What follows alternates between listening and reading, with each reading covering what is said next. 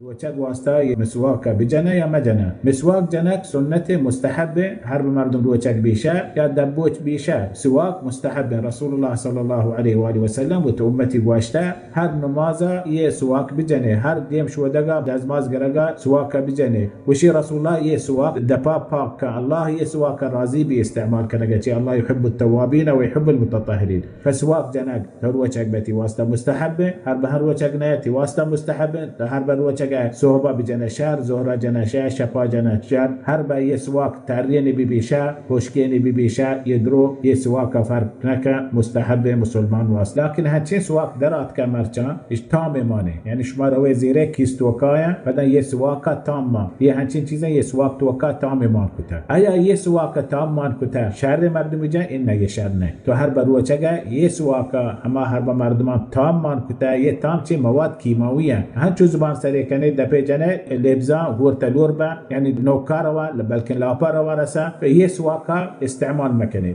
والله تعالى أعلم، وصلى الله على محمد وعلى آله وصحبه وبارك وسلم.